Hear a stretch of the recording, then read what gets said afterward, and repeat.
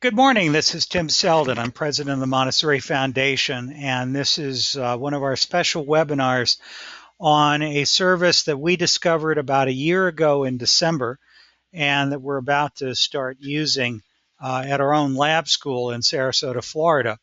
This is a very unusual solution that I had never quite thought of before, which is something that basically allows people, at least in the United States, under the tax law here, to be able to take money from their tax sheltered savings accounts and lend them to nonprofits. And even if they don't have money in tax sheltered accounts that they would want to do that with, there is a rationale for why this program works. So without any further ado, I asked my friend Eric Robbins, Vice President of the SEMBLE organization out in Washington State, to be with us today. I should tell you first that when I came across them, I really didn't know what to think. I did a lot of research. I spent a lot of time talking with Eric and the president of the company and so forth before I finally understood the way this works. And if you're in the same boat, you would be basically retracing the same journey that I did. The bottom line is that for many of us, even though we would like to borrow money, money is not as easy to borrow these days.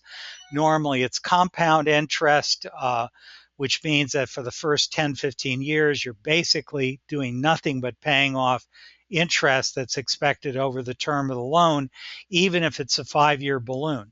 Whereas with a simple interest, you're not having compounded interest, you're only paying interest against the existing amount of principal that you owe at the time of your payment, which means you can get it paid off a lot quicker. Basically, you're not asking people to give, you're asking people to lend. Eric may use the word invest. I don't know that I'd call these investments, except that they're like bonds.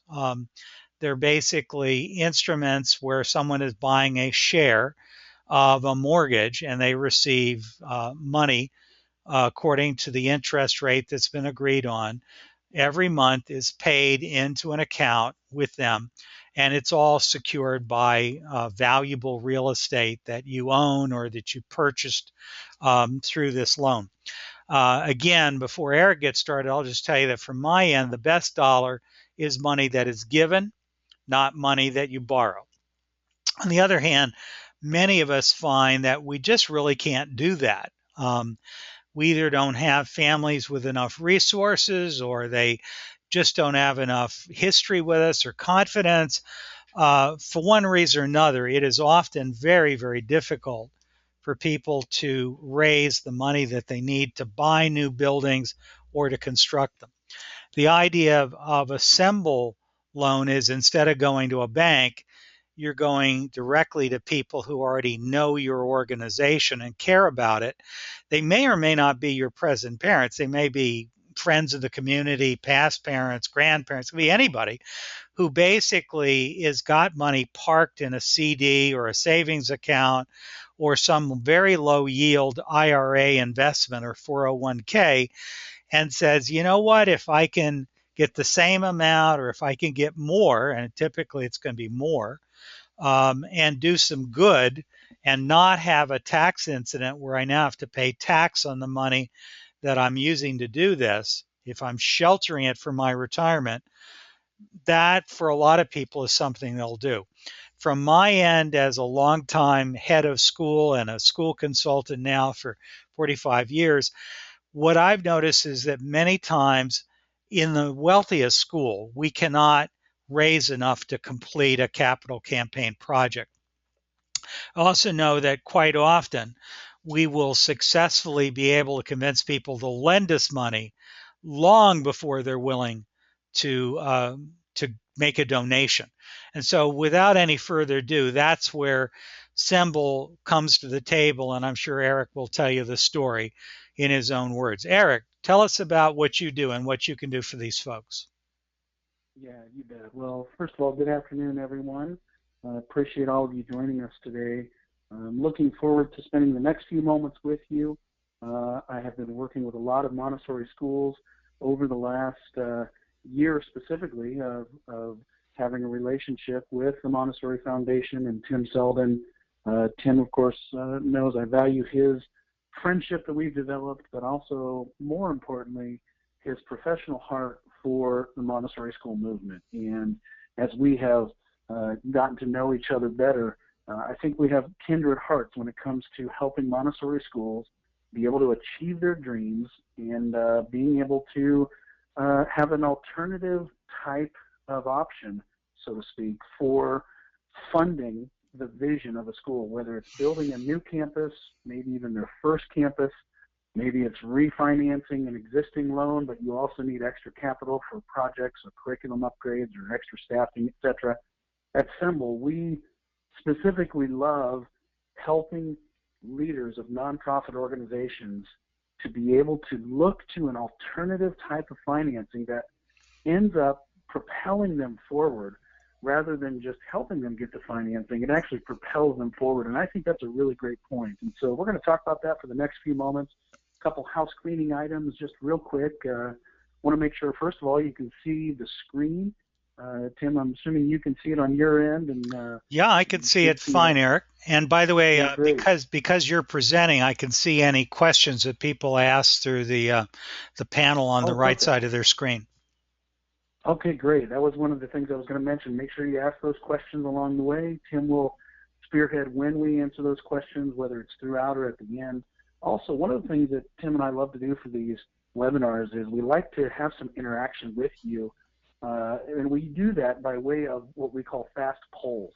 And as we launch into some of these, you'll see the screen shift occasionally throughout, and you'll be able to actually grab your mouse and do a quick answer to the fast poll that you'll enjoy being a part of. And it's always fun to see the percentage of varying factors of leaders and schools and types on the call today. So let's go ahead and get started here. Quick, there we go.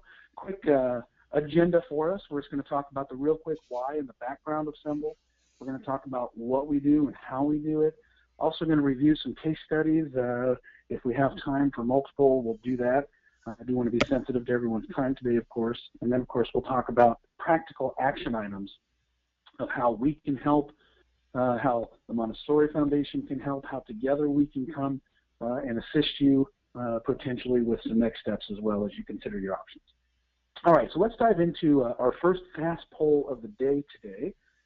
And that is really what brought you here today. What brought you here today? And if you can go ahead and I think you're going to see your screen shift here.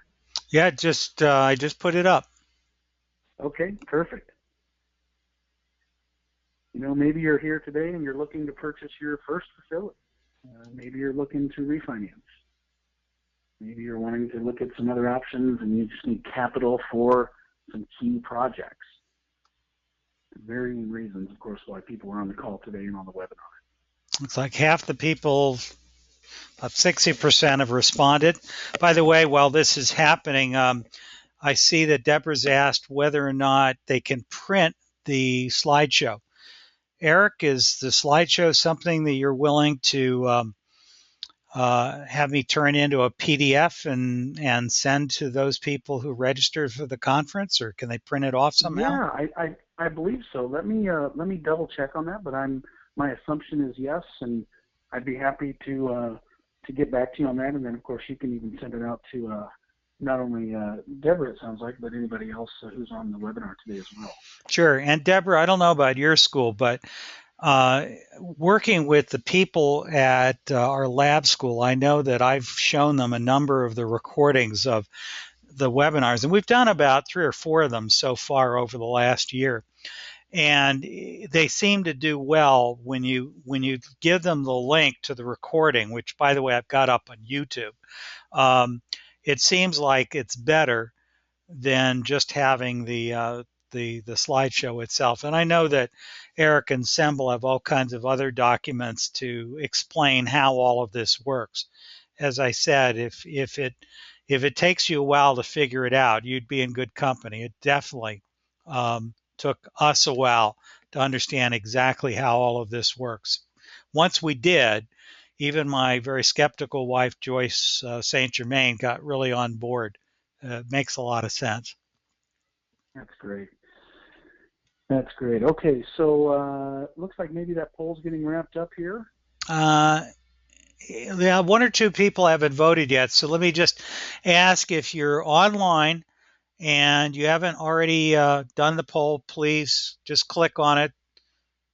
We'll do 4 polls today, and I'll just give you another second or two. Not seeing any change, so I'll go ahead and close the poll. It gives us some sense of it. And I'll share the results. So it looks like 15% of you are like us. You'd like to reduce your debt because, as I said, one of the things we discovered when we really thought it through is this is a simple interest loan, and it typically will yield, I don't know, Eric, what, 30, 40% lower payments on general for the same dollar for dollar? It's usually half at least. We used to say 40 to 60%, but I haven't hit 40% for quite a while. It's been at least half on a monthly payment reduction. Sure. And then, of course, we're seeing 69% saying that you want to expand or purchase facility, which again is what we want to do. Having extra capital, 38% of you are saying that. Gosh, in this day and age, it's like a line of credit. It's wonderful. 15% are saying you've got to do something right away. So if this makes sense at the end of this, I certainly encourage you to reach out. From what I've seen with other schools that I've advised that have worked with SEMBLE, they can get going with you pretty quickly if you decide you want to work with them. Anyway, I'm going to hide the results, and Eric, please carry on. All right. So go ahead and shift to the next slide here. For us, it comes back to why we began and why, how we got started, which I think is important for everybody to know that SEMBLE actually began about 7 years ago out of the need of a local private school. And what you see here on your screen, hopefully you see that shot of that overhead view of a campus of a local school on the east side of Seattle. It's a private school. They were given the opportunity to purchase their facility after renting it for almost 4 decades, if you can imagine. And but unfortunately, they just weren't bankable. Whether it was not having enough of a down payment, or whether it was not having certain financials or numbers of students, or whatever the banking criteria was, they just weren't bankable. And so the chairman of the board of that school stepped up in his professional career as a capital raiser for fast growth companies and technology companies, which is what he had done for his profession, stepped up and said, hey, why don't I do the same thing for the nonprofit, for us, as I would for the private sector. And he said, I'll create an investment opportunity that supporters of the school, grandparents of the school, people who care about private education in general, neighbors, etc., people that can't afford to necessarily donate these types or amounts of dollars, but they could afford to make it part of their retirement goals and their portfolio planning. And we'll bypass the need for a bank, because I bet that we have enough dollars within our community of school supporters, families, friends, teachers, principals, etc. I bet we could fund this loan ourselves and not even have to come up with that 30 or 40% down payment. And so they didn't really have a choice. They did that. They had already signed a purchase and sale agreement, and in less than 90 days, they raised $5.6 million from local families, $25,000 here, $10,000 there, $100,000 here. Grandparents got behind it, etc., and they were able to purchase that school for a below market rate loan and radically transform the school. We'll share the case study of that a little bit later. And of course, the rest is history. Other nonprofits began to hear about how that happened. They started approaching this chairman of the board, and he began to quickly see a big hole in the nonprofit financing sector that felt like there was a big need there that he could help with. And so he ended up turning his vocational career to serving the nonprofit sector, and he started a company, and that company is called SEMBLE. And so that chairman of the board is the founder and CEO of SEMBLE, Todd Tarblett, and he has since that time 7 years ago been giving his full attention to serving the nonprofit sector by helping create what we now know as SEMBLE in a professional investment opportunity situation for schools, other nonprofits, etc. And really, that's what it comes back to. And the picture you see here, if you look really close, I don't know if your eyes are going bad like mine are, but if you look really close, you can actually see a string of children, teachers, and family members holding hands surrounding that entire school as a way to say thank you. And all these children thanked Todd Tarbert as a way of his investment in doing this. And this was the first initiative we ever did. And that's where the story of SEMBLE really, really begins. And since that time, of course, we have been helping nonprofits to free up over $1 million a year that is now put back into things that really matter, like mission and vision and differing parts of what each nonprofit needs to grow healthy, rather than spending those dollars on high interest dollars through the form of a bank finance loan. And so that's what we do every day. We specifically create a professional investment opportunity for nonprofits across the country to be able to gain access to capital that, for not SEMBLE, it may not happen. And so what you see here on the screen, hopefully your screen just shifted there, this is just a simple graphic representation of how SEMBLE positions itself in this process.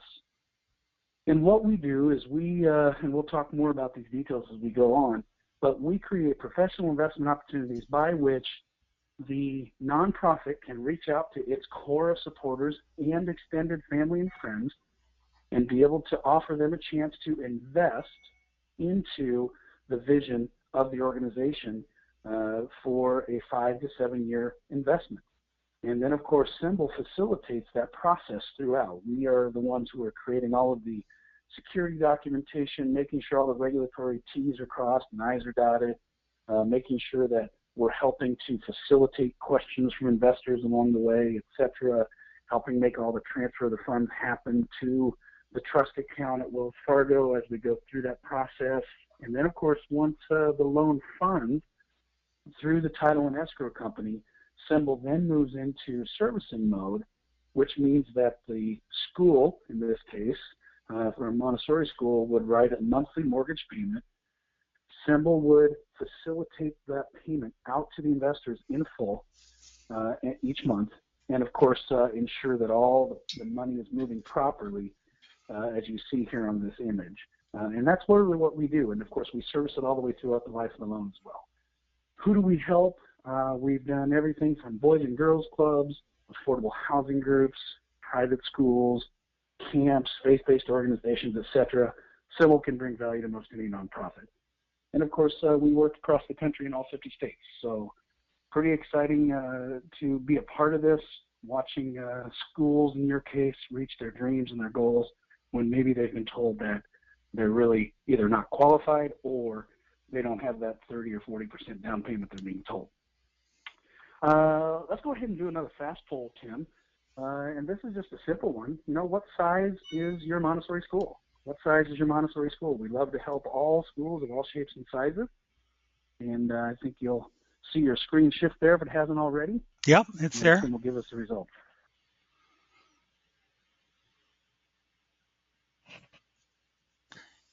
Looks like 87% of those attending have put 93. Oh, wait. 1, 2, 3, 4, 5. Go ahead and close it because I think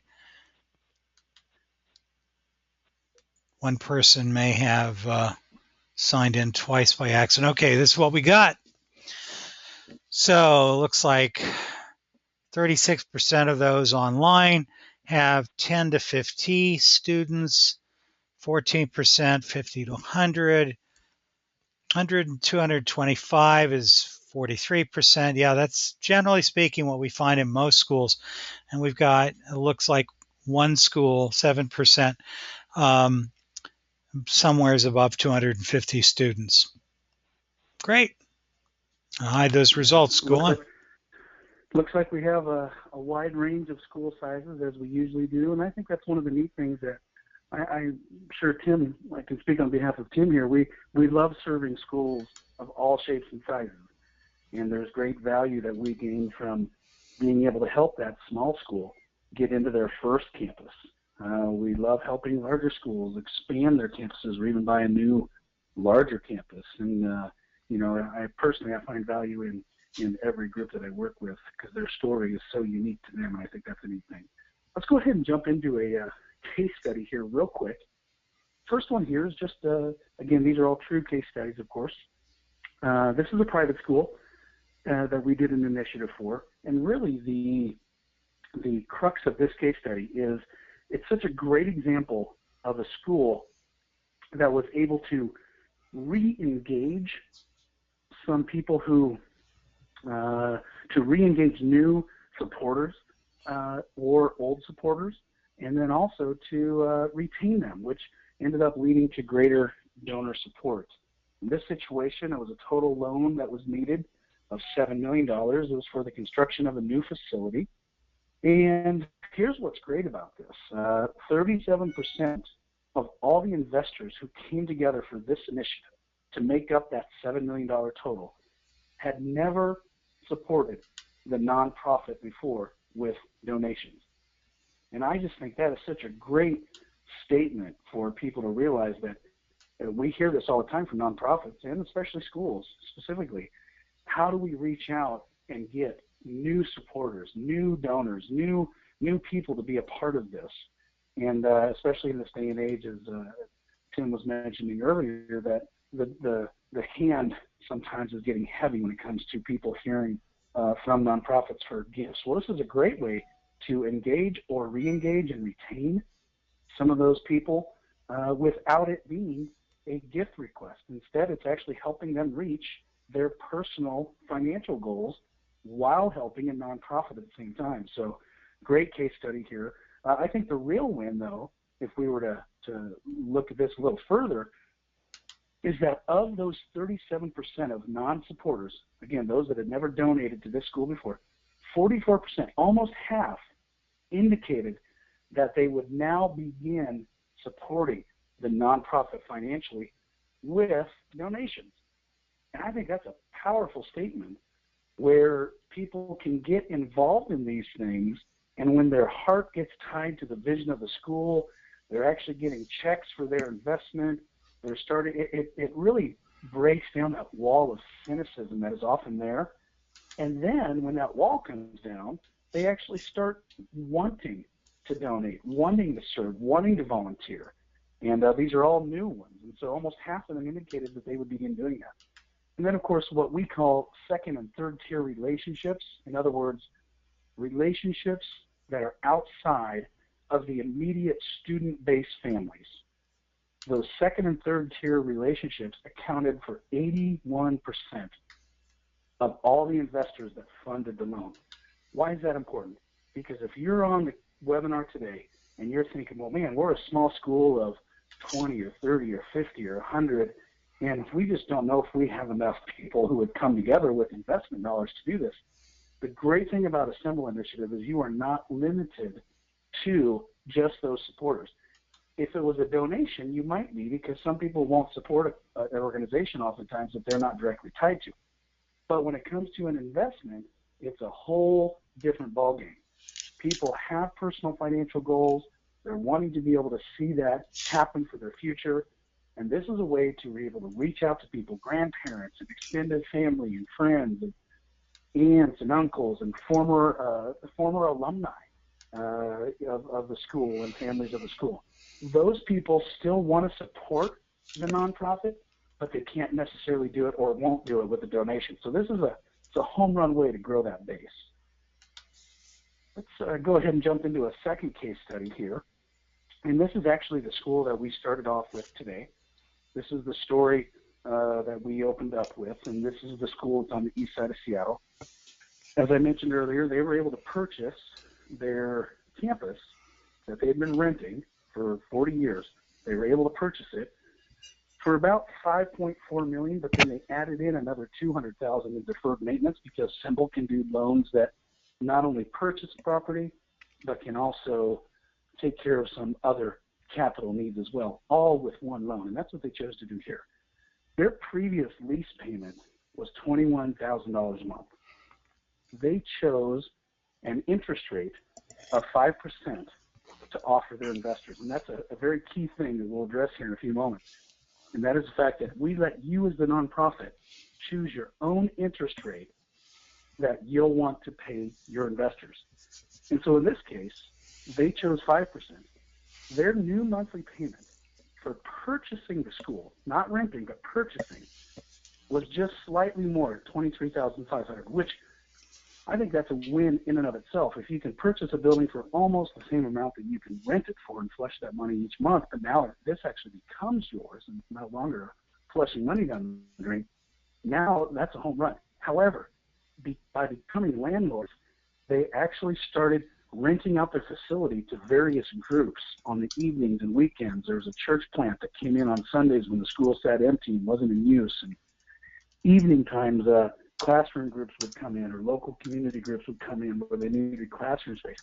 To this day, they average $20,000 a month in income that they had never had before, because as a tenant, they could not, of course, lease out the facilities that they were just renting themselves.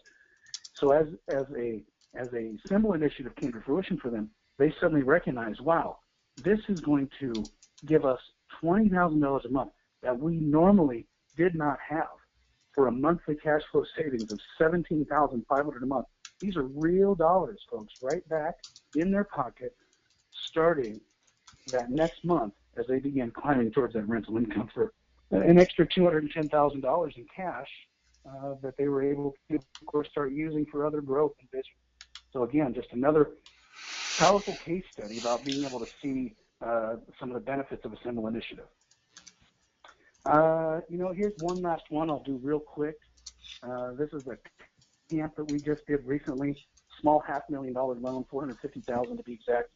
They actually chose 2% for their interest rate, which we thought was really low, but they still did it. And lo and behold, their supporters still came in and actually chose to not even accept the 2% that they were being offered, because in our software, when they create their account, there's a way for your potential investors, to be able to say, I know they're offering me X%, but I don't need the full percent, because I'd be happy with taking a lesser interest rate as a way to further support the nonprofit. So it's kind of a cool feature of our software we'll go over in just a minute. But in this case, they actually had people still come in lower than 2%.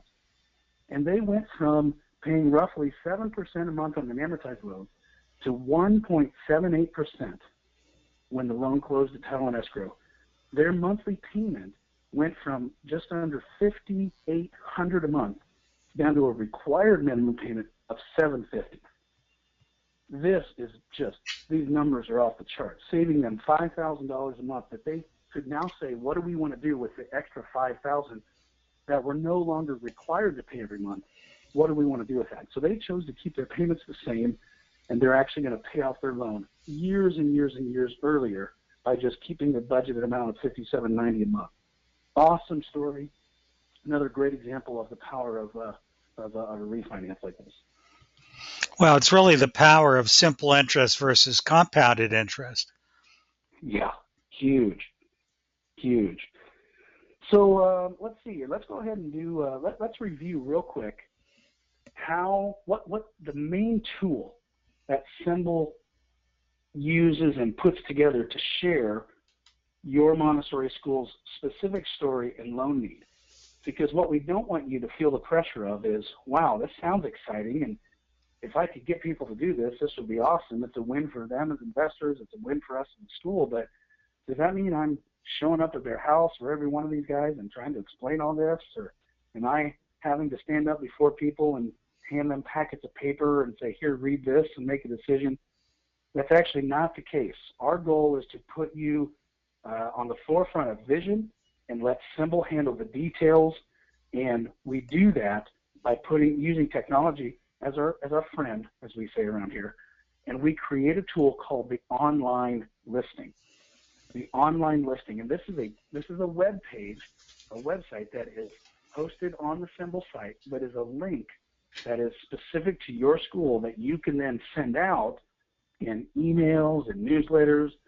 You can put a link on the front page of your school website. You can put it out on Facebook, Twitter, whatever, and it's a way to share the story of what you're looking to do, as well as answer all of those questions that are definitely going to arise from investors so that they feel good about making a diligent decision. So I just want to take you real quick through one of these, and I've got one here that just came up, hopefully on your screen. Tim, did that switch over okay? Not yet. Okay, great. So this is just a sample listing here. No, This is just not a Eric, real school. it has not shown up yet. Oh, At okay. least not on mine. I think there's a delay for some reason. Yeah, there's that technology thing again. Okay. Anyone else seeing it? Huh. Anybody else want to give us a quick little hand raise there and say, I can see it or I can't? You should see a logo, red logo. Says Now ABC 123 School. they're not seeing it. Why don't you try doing it again? You've gone to the next page, right? The next slide. Yeah, I switched over to a web browser now. Let me try this. That may be the problem. Is your PowerPoint still on? Is it still showing PowerPoint? Yeah, if your PowerPoint is running, that's the only thing anyone can see from your desktop. Oh, okay. So why don't you stop let me escape out of that, and Yep. then we'll see if this happens. All right. Did that work? Not yet. At the moment, it's still the same.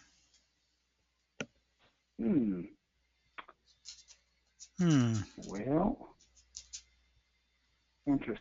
I even escaped out of my PowerPoint there.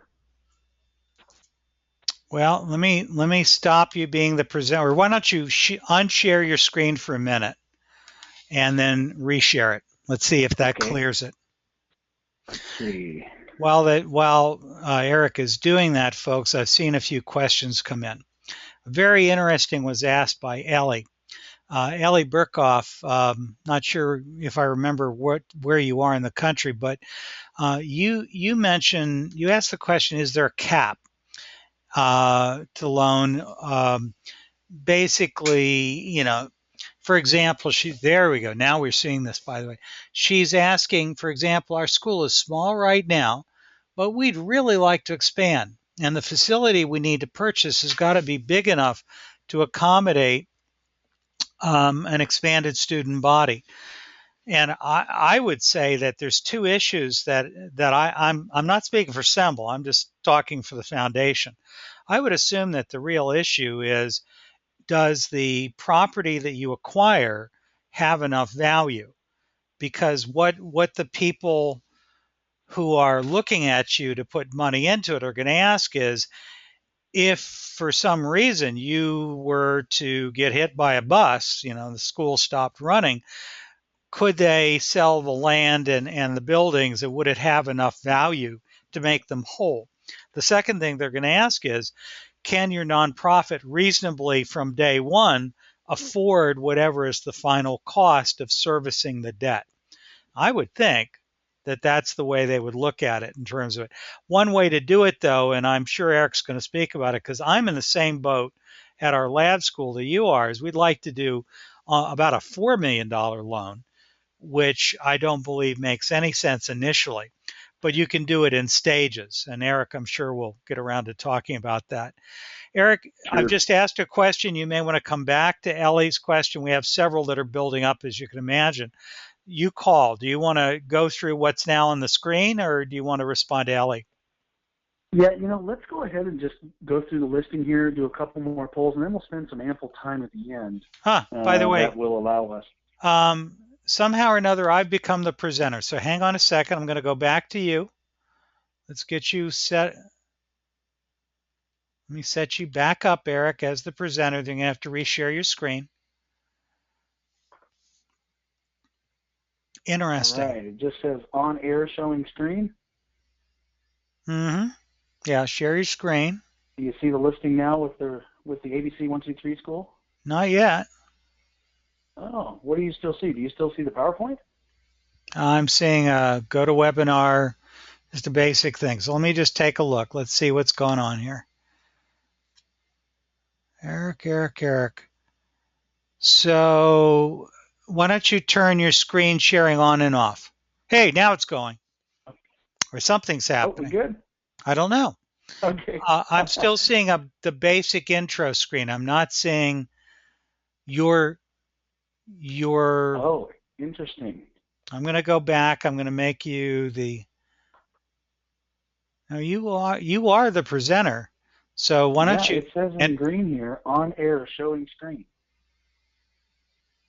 okay, huh? Well, I'm going to make me the presenter for a minute, and I'm going to make you the presenter again. We're going to try this one more time. Okay. Sorry, everybody. All right. Um, Yeah, I see us back to the original screen as well now once you did that, Tim. and are you talking? Here you are. You're. It's not allowing me to make you a panelist for some. Let me try this. Here we go.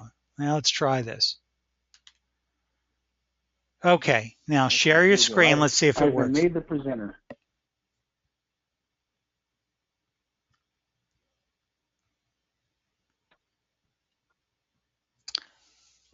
Not, here we go. All right, now we're on screen. Okay, you see the red shield with the ADC 123 school? Yep. Okay, perfect. All right, so this is a sample listing that our team builds and puts together, customized for each nonprofit that we work with.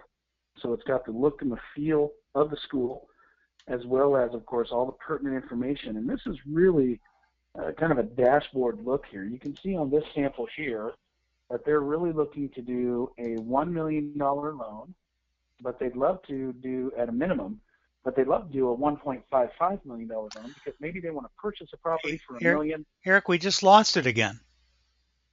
Oh. By the way, Ellie just asked if you could take a screenshot of that website, including the URL, so they can go to it and stick it in the PowerPoint if you're going to share the presentation. Yeah, let me, yes, I think I can do that for sure as well. You know what I'll do, Tim, right now? I will go ahead and put in the text to you on the little dashboard here. And I'll share it with everyone. Link to you, and then you can share it with everybody. Yep, I can gladly do through? Not yet. Huh, interesting. I wonder if we're having some internet issues. Now you're back on the screen, by the way. And okay. But just for the record, your text did not come through to me for whatever reason. Yeah, I sent it through the chat. Interesting. Okay, well, go ahead. I think everyone can see now. Okay. So in this case, they're looking for a $1 million loan, maybe the purchase. And then, of course, maybe they want to also add in their remodeling and soft costs and permitting and everything else that they would need to be able to really maximize the loan in the new project. So they want to go for 1.55. And in this case, as you can see here, the interest rate says 3.5%. That 3.5%, again, was chosen by the nonprofit as they have asked themselves what would be a good interest rate to offer investors that's going to be more than what they would get in CDs, money market accounts, bond funds, obviously savings, checking, etc., but also would be significantly less than what I would get from a bank so that I can make a win for the investors and the school in this case. And so they chose 3.5%. The investment term is either 5, 6, or 7 years. Again, we let the nonprofit choose the term, either 5, 6, or 7 years, and then you can renew as many terms as you'd like.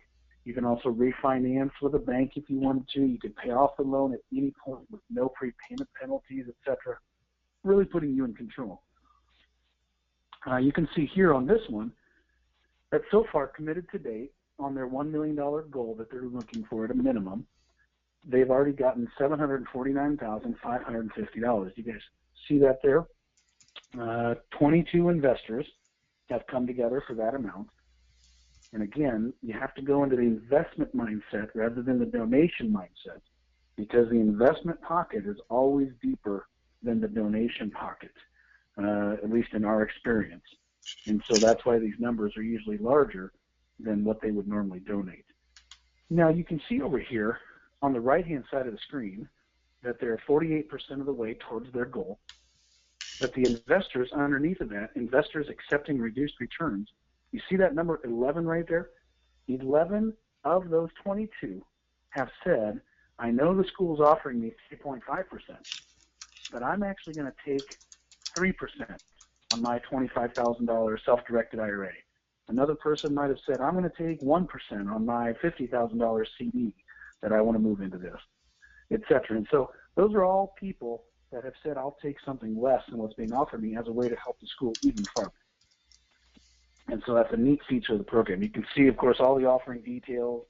I'm going to go ahead and start scrolling here. Tim, let me know if you see that screen scroll down to the pictures and tabs. Nothing's happening so Now, far. looks like we might have a delay in our technology, but as you scroll down the screen, which it sounds like you aren't able to necessarily see yet, the screen will probably catch up in a moment here. There's really 4 tabs of information.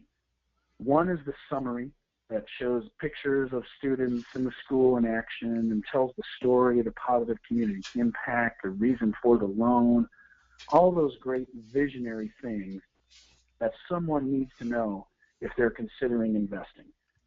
Then, of course, however, it can't stop there. They've got to know all of the financial details that are critical for any investor to say, do I feel good about making this part of my investment decisions? Tim mentioned some of these a few moments ago, such as what's the financial situation of the school? Are they able to handle a payment like this? Are they able to, what's the collateralization look like of the property? Because SEMBLE wouldn't do a loan where they're upside down. So it's good for them to know that there's equity. It's good for them to know what the collateralization is. They're also able to see budgets, year-to-date budgets, past financials, years 1, 2, and 3, etc. All kinds of information here. I'm going to go ahead and start shifting through these. I don't necessarily know if you can see me doing this or not, but yeah, that just changed. We'll be able to. Okay, good. So the offering details, it shows how you're going to do the use of proceeds, collateralization details, etc. On the right-hand side of each one of these tabs are the key documents, such as the loan agreement, deed of trust, promissory note, all those things. You can explore all this on your own with the link that Tim sent out. Then, of course, the borrower tab goes through a risk questionnaire, articles of incorporation get posted, bylaws, pro formas, etc. On the final tab, this will be my last point about this, there's a place for frequently asked questions, but also on the right-hand side is a key document that I really want to point out to everyone, and that's this thing called the flow of funds chart. Not sure if that's shifted on your screen yet, but it's really just a simple PDF and a graphic illustration of where does the money go through the process, so that people have good affirmation in their heart, knowing it's not going into the school's checking account or the principal's checking account while the funds are being gathered together. It's not going into SEMBLE'S hands. It's not going into any of our accounts. It goes into a trust account at Wells Fargo, and that's always a great point because we just believe in absolute transparency, disclosure. Your character and integrity are of utmost importance to us, as well as our character and integrity when we're working with people's investment dollars, and so that's why we put this together, so they can have some good confidence there. All right, I'm going to go ahead and shift back over. There's much more on the listing, but just a brief overview for right now so that you can see what that looks like. You can explore that on your own afterwards. Tim, I'm back to PowerPoint now. Did it shift on your screen by chance? Yes, it did. Looks to me like you're good. very, very early in your PowerPoint. Oh, no. No, that's what you wanted to do. Yeah, you're in the right place, Eric. Okay, good. So let's go ahead and do another fast poll in case you were getting tired of sitting in your chair and not being able to have some interactivity here. Here's another one for you that we'll launch out right now with Tim's help. What loan amount are you looking for now, or might you be looking for in the future? We get answers on all shapes and sizes with this, and SEMBLE can, of course, do everything from 100,000 up to 10, 20, 30 million, everywhere in between.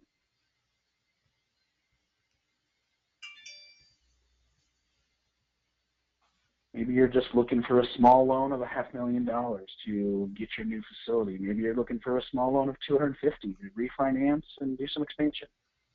Maybe you're looking for a $3 million loan. Tim mentioned a school that he's a part of with his lab school. They're looking for a $4 million loan. I think it's important to note, as Tim mentioned earlier, that we can do phase funding with this.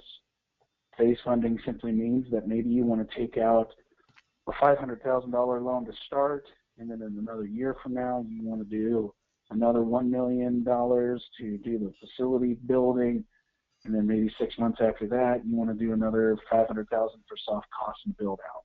And so we can do some phase funding as well. I'm gonna actually talk about Newgate because that'll make a nice case study. I see 75% of the people have responded. If anyone wants to vote, I'll keep it open for another 10 seconds. I don't know why I call it voting. You're just sharing your insights. Okay, I'm going to close the poll and I'll share the results just so you can see it. That time of year. So hopefully you can see that. Wow, 17%, 5 million to 15. My hat is with you, whoever you are. That is great. This is the kind of stuff where, I think that among other things, we've been in conversation with our local community foundation, and most of them are very interested in exactly this kind of lending, but they're not usually set up to do anything. And the concept is well understood, but what you may be able to do, and what I'm doing in Sarasota, is I'm talking with our community foundation, not because I'm thinking that we're going to get people that have foundations within their community foundation to give, but because those same people often have money in bonds, whether they're in IRAs or not, because when you reach a certain age, you may or may not care about the tax sheltering. But if you're putting money in bonds and you're willing to tie it up long term for security, that's essentially what this kind of thing is a 5-year guaranteed income stream. And speaking as one of those people who does that kind of stuff myself on a family level, I can certainly understand the logic behind it, depending on how much you're going to get. The beauty of being able to say, we'll offer 5%, but we encourage you to consider, accepting less as a kindness, allows people to decide, are they feeling generous today or are they not? And that's what produces those blended results. At Newgate, we have an existing property. It's probably worth about $800,000, $900,000. Buildings that are older. Our first goal, we have a mortgage on it of $440,000, and we have a sense that our community in this economy in this town is not ready to do any serious capital giving yet. One of the things Eric has mentioned is the idea that SEMBLE causes people to re-engage with a nonprofit. I can't speak to you from personal experience as to whether or not that's true, but I can tell you from my past experience that it ought to be true. When people see a flow of money coming in from a nonprofit, that is such an unusual thing in this day and age. Usually you start paying more attention to the nonprofit. Usually you have a sense of warm and fuzzy feelings towards a nonprofit because there is this check that keeps coming in, you keep seeing, and you have the sense that it's not just them taking, it's also their giving. What we're planning to do with SEMBLE is we're going to do at least a 3-stage loan. The first stage will be we'll take out the existing loan, $440,000, and we're going to ask for enough additional to bring it up to give or take about $640,000 or $650,000. That gives us the money we need to both give us a little cash cushion and to pay for all the design costs and the building documents that'll be needed to do phase 2. And we'll know very, very precisely within a reasonable 10% fudge factor what it's going to cost to do whatever it is we want to do. Phase 2, we'll probably do half of the new construction, which will allow us to double the size of our existing school and should be easily within our ability to handle, even in the early days when we grow slowly. And it will not put us in a position of desperation of having to accept just anybody that applies. And that'll probably be about a $2 million or $2,250,000 loan. When that's done and comfortably established, then we'll sense the community's willingness to take it the rest of the way and go up to about 4 million plus. And that would tear down everything we have now, and the whole campus would have been rebuilt. The logic behind this is that some of the people who give money, and I know this from past experience with other nonprofits, myself as someone who loaned money, once the money's out of your checking account and into theirs, after about a year, there's a tendency for people, if they're asked in the right way, if they're properly loved, as we would say, to be willing to forgive some, if not all, of the money that they lent. And that is the same as getting a gift. And that's part of your strategy, that you're, one, behaving in a very fiduciarily responsible manner, very carefully making sure you can always service the loan. You're paying down on principal, even though it's not required. And you're preparing yourself to be debt free. I mean, that's the goal, is to be absolutely debt free as quickly as possible. And then maintaining good lines of communication with the people who have loaned you money, to me, just makes common sense. Eric, I'm sorry, I'll close these results, and I'll let you go back to what you're doing. Yeah, I think a great point that you just brought up, Tim, when you do phase funding like that, is that as the school grows, more families are added. As more families are added, those are now new potential investors for the future initiatives.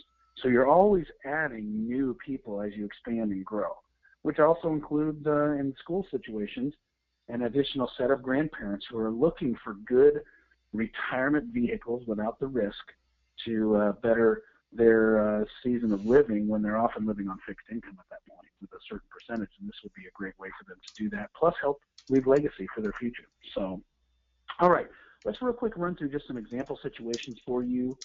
In case you're out there, you might want to see some real numbers. Tim, do you see that on the screen? Did that switch okay? Purchase $1 million facility, choose 4%. Yep. Good. Okay, so here's a great example. Let's say you want to purchase a $1 million facility. Let's say you choose 4% for the interest rate. Your simple interest payment would be $3,400 a month. And if you've done any form of calculating with banks or other financing institutions, you will know that is a very, very low number for $1 million loan. That's the power of simple interest. That gives you the freedom then to say, what are we going to do above and beyond that to pay down our principal? But it gives you the control, ebbs and flows of school season, of course, where you can put more down on principal later, you can do none during the lean months, and just make your simple interest payment. Now, if your effective rate ended up at 2.75%, which, by that method that we were just describing, where people accept lower interest rates, that breaks down to $2,300 a month going to interest, and then $1,100 a month going to principal. And so you can see how powerful that works out to be. Another situation here is refinancing a $500,000 loan, plus having $300,000 for remodeling. Let's say you chose 3%. Your payment for that would be $2,000 a month. You can see how the numbers coordinate there. Again, if that effective rate ends up dropping down, almost every initiative we do see people come in and create a lower effective rate. Now, your payment always stays the same at that original amount. It just changes how much is going to interest, and then some of it now starts paying down on your principal for like a little mini amortized loan, like a little debt payoff accelerator, just operating in the background that you don't have to do anything for, and you're already breaking down your principal. So pretty powerful feature of the software that we have. Another example, maybe you need to supplement a capital fund campaign that came up short of $500,000. We hear this from schools all the time. We've been in the middle of a capital fund campaign for 6 years, it feels like, and we're only halfway there. We just can't wait another 6. We've got to do something now. SEMBLE, can you help us? We'll come in and 3 to 6 months later, they're getting that capital fund shortage now taken care of with a low-cost loan through us, and they don't have to wait 6 years. They only had to wait 3 to 6 months for the funding to finish out. And so pretty powerful. You can see if 3.5%, if you chose that, would be $1,500 a month. And then you can see how those rates are broken down effectively there. All right, let's the result in all three of these cases, by the way, bottom line, you have automatic debt reduction happening in the background, even above and beyond what you would make in principal payments as you can. Whether you make it quarterly, every 6 months, every year is up to you, but every month, that little bit now is starting to go back and pay on your principal. So pretty powerful stuff. Okay, let's talk about some next steps here. We're going to do one more fast poll. Let me ask a question or two before you go to next steps. Sure. One question that Wanda Whitehead asked was, what kind of oversight do you work under, or guidelines do you give your investors so they have confidence in managing their money? I think you answered it, but is there anything else that you'd want to add that comes to your mind, Eric? Sure. So, we get asked this a lot, and people wonder, how does this relate to regulatory things, etc.? And what most people don't realize is that back in 1934 is when the national law was passed that allows for nonprofits to be able to make loans between their constituents and their extended networks and the nonprofit, and it's called the nonprofit exemption when it comes to these financing. And that way you don't have to be specifically held to such stringent requirements such as the regulatory pattern. And so this is actually nothing new that we're doing. This has actually been around for, 80 years now. We've just simply brought it into the 21st century by using technology, and it specifically answers that question of how does all this operate, when it comes to oversight, etc. SEMBLE has to operate fully within all aspects of all law federally. Every state level is different as well. We have to operate within that. And of course, we make sure that we do, because we certainly wouldn't have been around and have loaned out $115 million so far had we not been crossing our T's and dotting our I's. So not a problem. You can certainly study up on that as well. And if you want more details on that, you can call us and I can get you in touch with some people at an even more executive level at SEMBLE who can answer that further. I have a different question, Eric. Andrew says, our school is looking to change their status to nonprofit, but they're not currently. Can SEMBLE work with for-profit schools, or is there any company that you could recommend? Because of that exemption, is only for nonprofits, and so we only work with nonprofits. I don't think you're going to find something that is for a for-profit school that would allow this to happen, because that's where you'd be crossing lines, and you want to certainly not do that. We have had schools that started out for-profit that just started many years ago, weren't necessarily thinking about the future per se as far as what the ramifications would be, nonprofit and for-profit, and some of them are now opting to transition from for-profit to nonprofit because of the perks of the nonprofit sector, so to speak. So does that help make sense a little bit? Yeah, I think so. And I would want to say to Andrew, having been in that position, the Montessori Foundation can help you or whoever is the owner or owners of the school to think through that decision.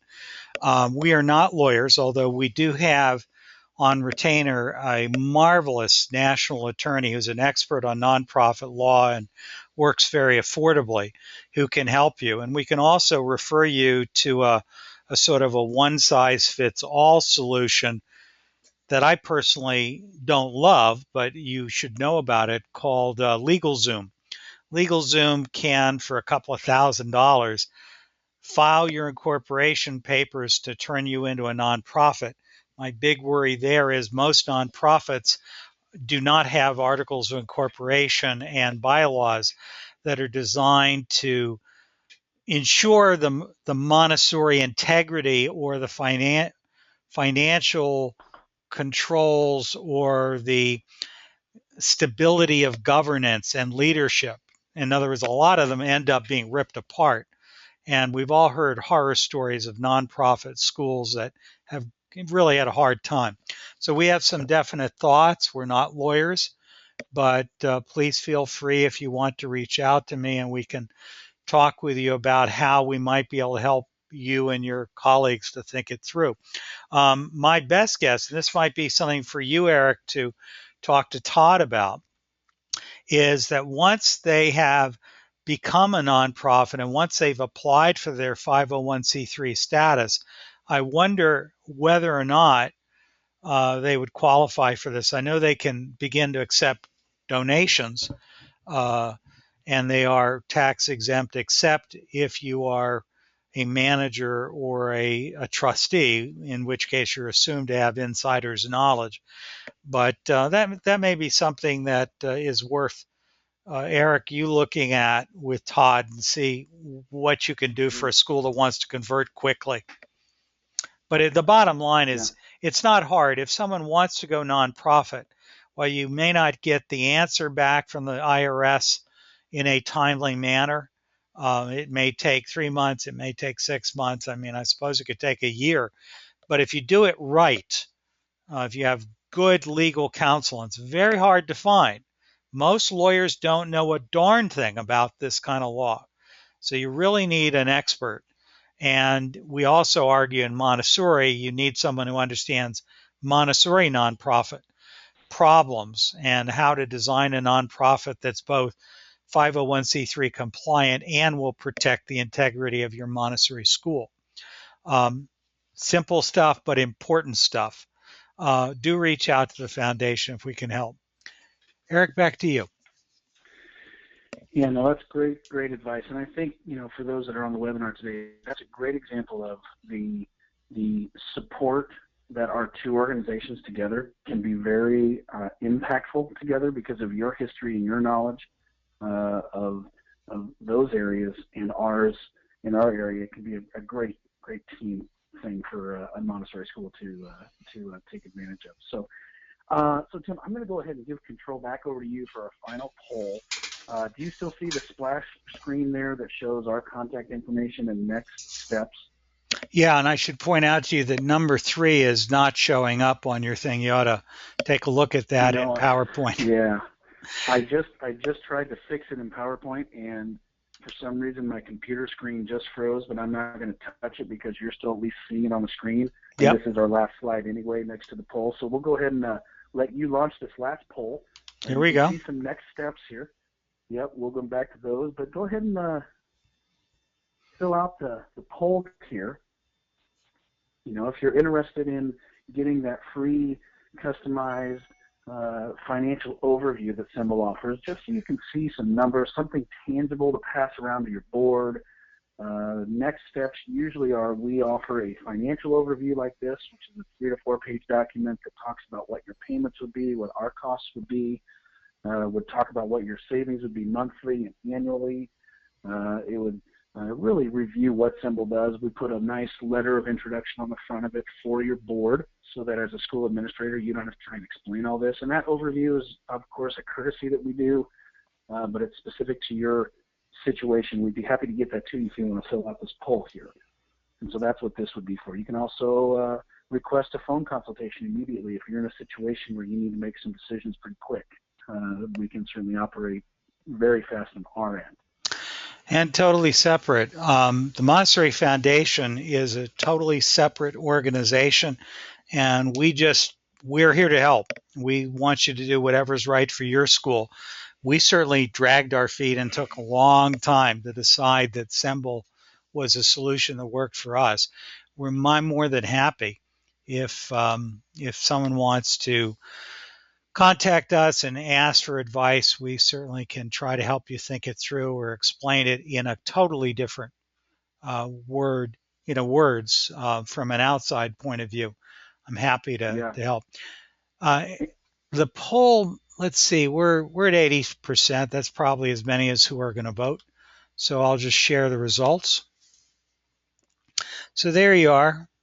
33% have no other questions. 33% say yes. 33% more say, please contact me. I've got 17% say, call me right away. Yeah. So I'll pass on, who specifically wanted to be called right Sure. away, although I can't tell it from here. If you're the one who wants that immediate phone call, please send me a text and I'll pass it on to Eric.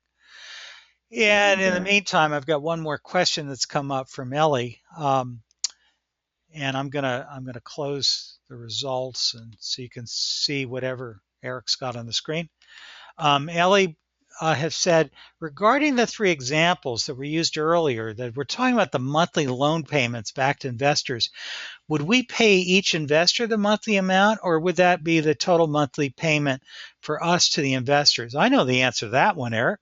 The answer is the Yeah, go payment. ahead. The payment goes to the LLC that you set up and that you're just managing.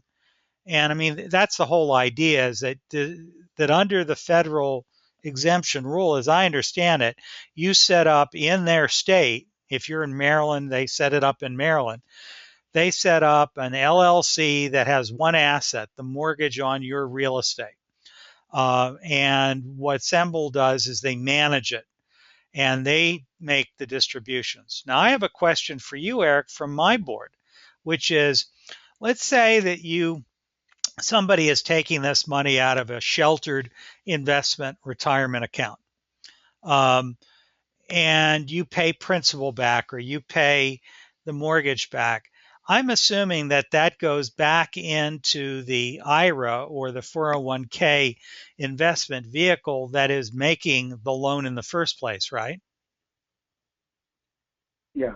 No, that is correct. It does go back to the source account. So real quick in a nutshell, each school simply makes one payment like you normally would for a normal mortgage.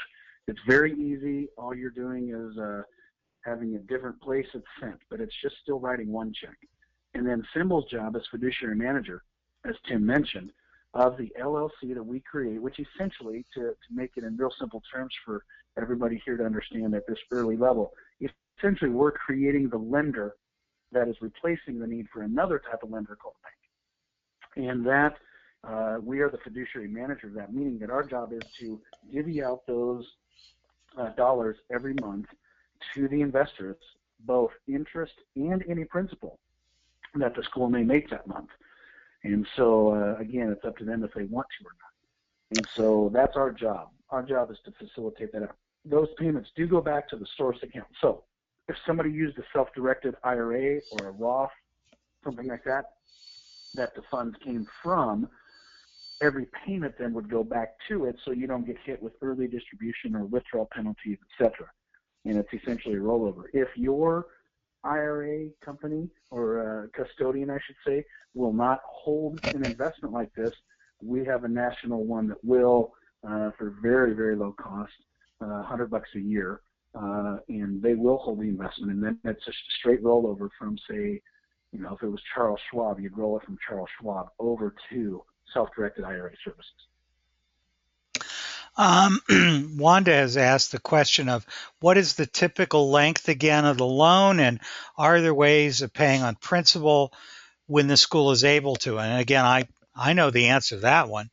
Typical length, as you've told it to us over and over again, is 5 years is easier to get than 7 years. And those people tie up their money for 5 years, but you could go up to 7, but they normally won't lend money for anything longer. There may even be a That is correct. regulatory. And then you can make any payment against principal that you want. So you can do it. You're only required to pay interest. At the end of That's the correct. 5 years or the 7 years, you're going to have to either have paid off the principal, or presuming you've paid off some of the principal, you would do a new loan, presumably through SEMBLE, but you could do it through a bank. You can do it through anything you want. Um, you would basically roll it over, and it would be done as a new loan, which is essentially what happens with most banks. So there'd Correct. be there'd be new loan recording fees and so forth, and people would have the option of leaving their money in or saying, thanks, the 5 years was enough. It doesn't work for my family now. And you're going to be reaching out to a whole new group as well. Yeah, depending on what that shortage is. And that's where, SEMBLE comes in if you decide to do a secondary term with us. And what's neat about that is that it allows people to get into this, be a part of it, but not feel the pressure of sticking their money into something for 25 years because nobody knows what life is like that far ahead. And it also allows for new families who weren't around the first time, 5 years, 6 years earlier, to be able to now get involved, or maybe their money wasn't ready and now it is. So it's a great way to, again, continue to expand, especially for school when you've got new families coming in every year. Yeah. Wanda also raised the other point that I think is very important to mention before we close, which is the issue of investor confidence. I mean, the simple fact is that people are not really going to look at this as an investment. They're looking at this as something that is going to do good for a nonprofit, which they may or may not have a personal relationship with. It's going to give them a return on investment. They're investing essentially in a mortgage. And the basic argument of why they should do it is that they're doing good in their community, or they're doing good for Montessori in your state.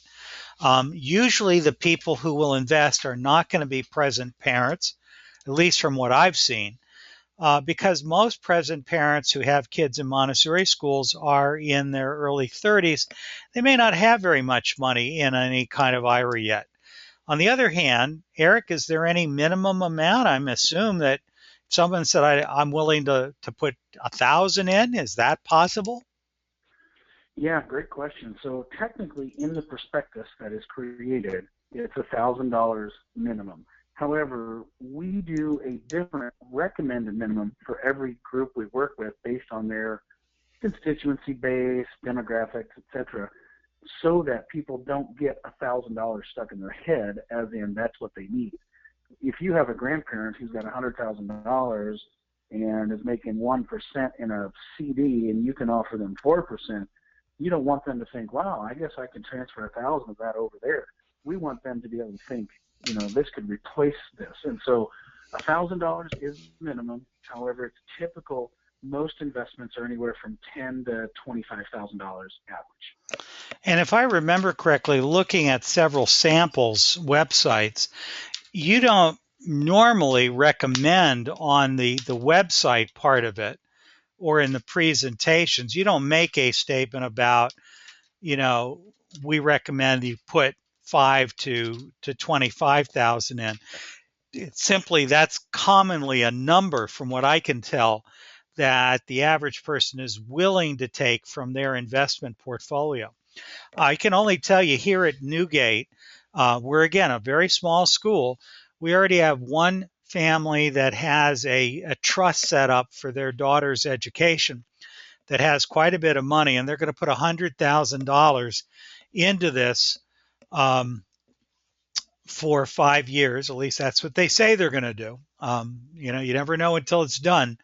And I've got another family that's committed $50,000.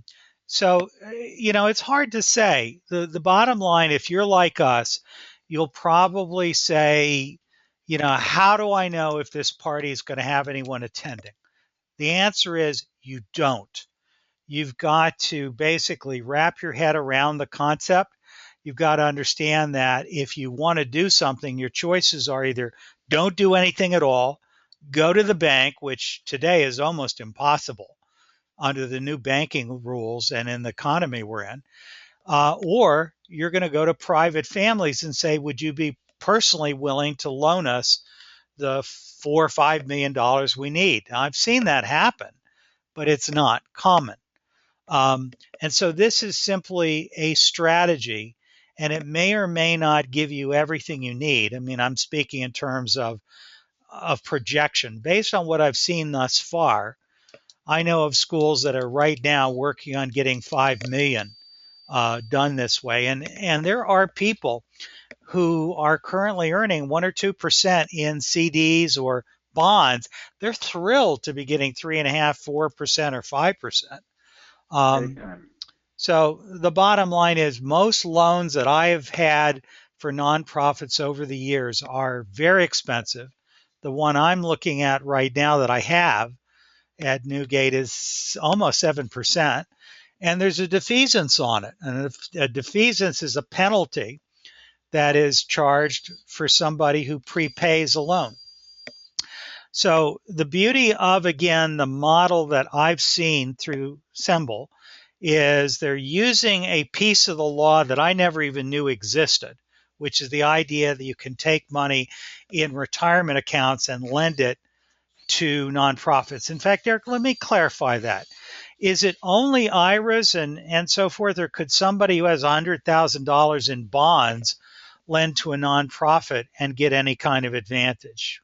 How does that, do you know how that works?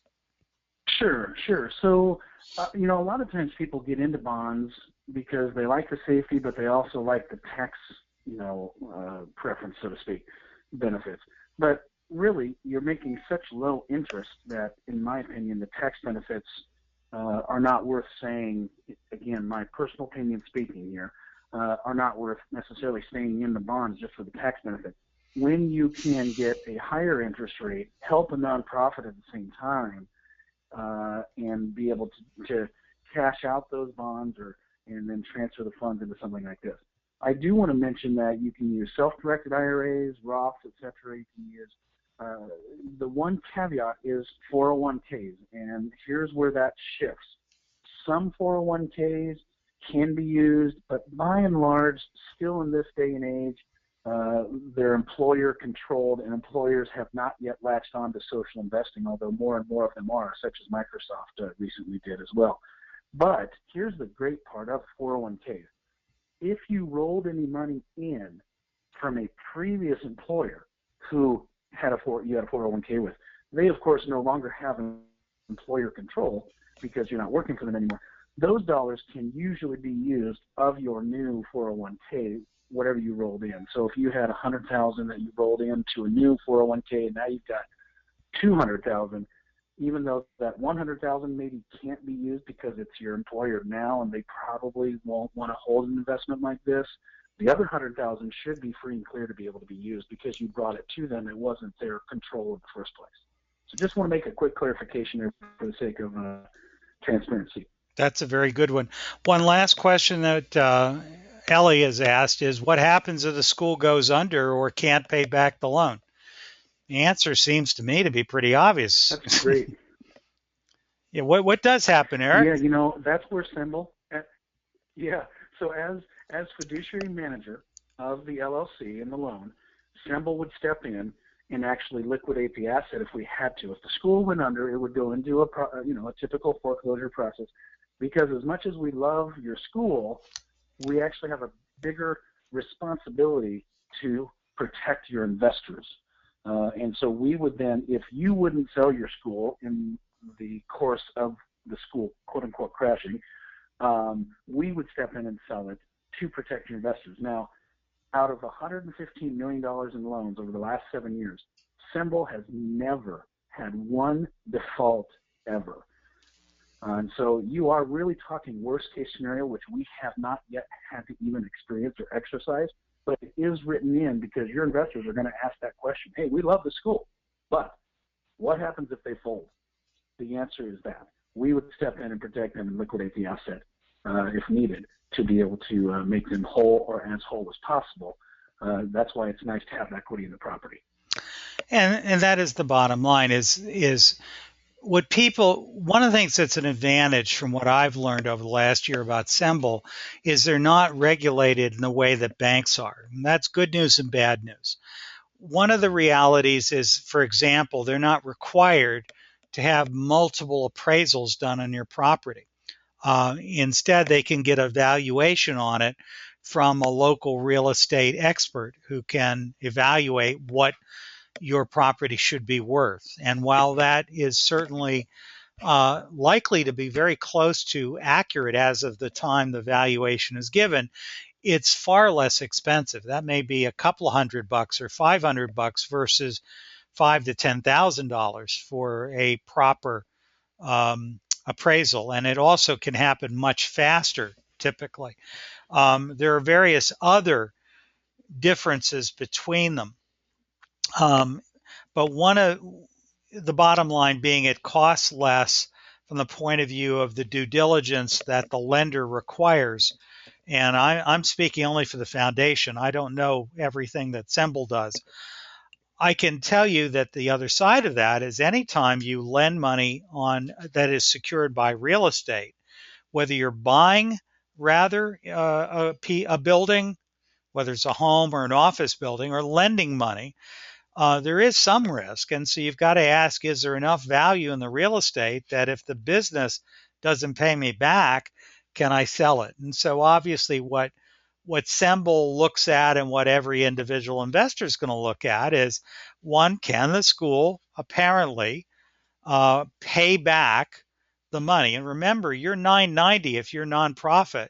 All of your financial records are public documents, and they're all on GuideStar. So anyone who knows anything about the nonprofit world is going to be able to look and see what the snapshot of your past is, and they're going to look at what you're saying you can do now. They're going to hear the narrative you tell, and you can put up a video and whatever you want to do, and you're going to tell your story as best you can. And the bottom line is SEMBLE is going to try to help people like you and people like the Newgate School, which will start this probably very soon, to put our stories together and to put it online and to get it out there. It's still up to us, of course, to make the people in our networks know about it and to answer their questions as best we can. And of course, again, SEMBLE is out there to answer questions that we can't answer because we're not the experts in this stuff. So that's. I think, Tim, adding on to that, I think that's where it's really important regarding the property. That's why we post the collateralization details so heavily and predominantly for every investor to really do some diligence. And it just brings peace of mind and comfort. How much is the property worth? How much is owed on it? Worst case scenario, it goes under. There's 30% equity. Even if we had to fire sell that thing and lose 20 or 30% on the value, we would still be able to make all the investors whole. And I think that's a good point for people to realize. That's why we put all that there. Yep, that's a good point. Well, I don't think there are any other questions. Well, here's one more. What about a building that's owned by the school but the land is leased? I assume she's talking about this, Diane. I assume, Diane, you're talking about buying the land on which the building is secured. So the total asset would be the land plus the building. And the question I would have is the building paid for already, or do you have a mortgage on that sitting on top of a land lease? It's a little bit complicated what you're describing, but I'd say that's a great example of why you'd want to talk directly to the people at SEMBLE. Yeah, and we'd be happy to answer that on a quick phone consultation for sure. All right, well, we've gone way over time. I'm so glad everyone stayed on. I hope you found it useful. If you have any last questions, I'm going to give you a moment or two to send them in so that we really make the most advantage. And I just got another text from Diane, and she's saying, no, it's the opposite. We own the building, not the land. Diane, I'm sorry. That's exactly what I intended to say. It sounds like you have a ground lease, but you don't own the ground, and you got a building that's sitting on the ground. And my question to you, and you'll want to speak to SEMBLE about this, is that building paid for already, or do you have a loan against the building? And they'll have to work with you to figure it out. But basically, you're talking about, I gather, acquiring the land on which your building stands. And especially if that's a relocatable building of some sort, a modular building or something like that, those things can be financed separately from real estate. And it's just a matter of SEMBLE and you looking at, does the land have enough value? Can you get a purchase from the owner at a price that you think is reasonable and that you can afford? I guess definitely, one other. Definitely give us a call, Diane. We'd be happy to help answer that. I'm assuming you could even do a 100% loan to value loan if the lenders were willing to do that. Yeah. Yeah, you're not under any regs. Again, the lower the interest rate, the longer the term, and the less money that you're putting down, so to speak, or shall we say, the less equity that you have, the fewer will be the number of people in typical who are going to be willing to lend you. On the other hand, if they really care about you, understand what you're doing, and want to support you, the bottom line is that, as I understand the law and the SEMBLE program, again, I'm not a lawyer, I'm going to do a disclaimer. It appears to me that this is the kind of thing that it's much more flexible than anything I've ever seen before, other than a private individual parent that comes up and says, I'm willing to make your dreams come true. Ellie has asked, how long does the process usually take from initial consultation to actually receiving the money? I know the answer to that. Depends on the complication, but it's 3 to 6 months, right? That is correct on average. It could be less, could be more. It really depends on how fast the school gets us in front of their community of supporters and makes this on the forefront of their excitement and programming, and not just expecting it to work in the background on its own. You've really got to make it, a good visionary piece of where you're going. But typically 3 to 6 months is correct. Yeah. So I can only say that, the sooner you get started, the more attention you focus on it, just like you would with a capital campaign, the faster it'll occur and the more successful it'll be, because it is going to involve a partnership between you and SEMBLE. Certainly an option, if you want our help, is the Montessori Foundation does do that kind of consulting as well, but you don't need it if you're going through SEMBLE. So it's only if you and your board feel that you want the foundation to be there walking through this with you, in which case we can definitely do stuff way beyond what SEMBLE can do themselves, and we have a different level of knowledge of the problems of Montessori schools. The bottom line is, I think we've covered it. Don't see any more questions. So Eric, without any further ado, shall we say thank you to you and thank you to everyone else? You bet. Well, thanks everyone for being on this call. And again, certainly see the contact information there on your screen. Reach out to Tim, reach out to myself. We're here to help. We're here to get those financial overviews. If you want to see some practical numbers, just let us know how we can serve, and we'll be in touch if you've requested more information already. You bet. Bye-bye, Eric. Goodbye, everyone. Thanks for joining us. Thanks, everyone. And I'll send out the recording to everyone as soon as I've got it processed and uploaded.